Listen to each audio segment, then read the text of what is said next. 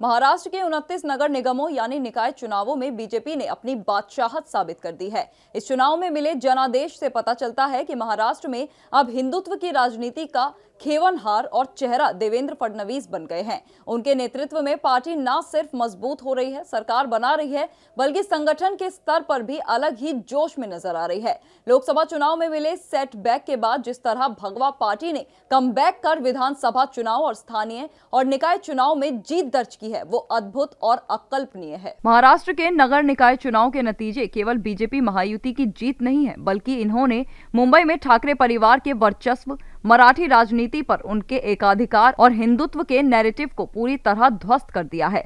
BJP ने न केवल शिवसेना, यूबीटी के हाथ से बीएमसी की सत्ता छीनी है, बल्कि वो पहली बार मुंबई में अपना मेयर बनाने की तैयारी में है। इन नतीजों ने मुंबई में ठाकरे भाइयों और पुणे में शरद पवार और अजित पवार की जोड़ी को भी करारी शिकस्त दी है।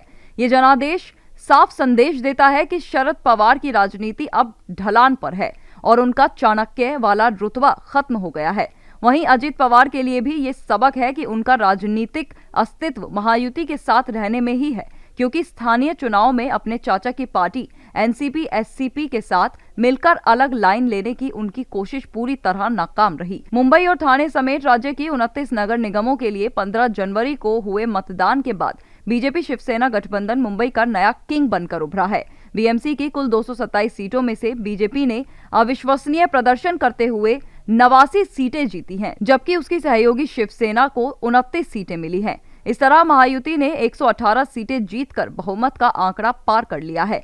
दूसरी ओर उद्धव ठाकरे की शिवसेना को 65, कांग्रेस और वंचित बहुजन आघाड़ी को 24, एआईएमआईएम को 8 और राज ठाकरे की मनसे को 6 सीटें मिली हैं। शरद पवार की पार्टी को केवल 1 सीट से संतोष करना पड़ा है। पूरे राज्य की बात करें तो 2869 सीटों में से बीजेपी 1400 सीटें जीतकर सबसे बड़ी शक्ति बनी है, जबकि मुख्यमंत्री एकनाथ शिंदे ने अपने गढ़ ठाणे में 131 में से 75 सीटें जीतकर अपना दबदबा साबित किया है।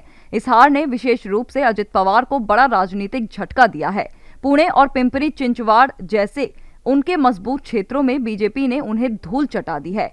जब देवेंद्र फडणवीस ने इन इलाकों में स्वतंत्र रूप से चुनाव लड़ने का फैसला किया तो अजित पवार ने अपनी राजनीति बदली थी, लेकिन वो बुरी तरह विफल रहे। अब उनके पास महायुति में दबकर रहने के अलावा कोई दूसरा विकल्प नहीं बचा है। देश की सबसे अमीर नगर निकाय बीएमसी, जिसका बजट 74,427 करोड़ रुपए है, अब बीजेपी के नेतृत्व में जाने वाली है, जो महाराष्ट्र की राजनीति में एक नए युग की शुरुआत का संकेत है।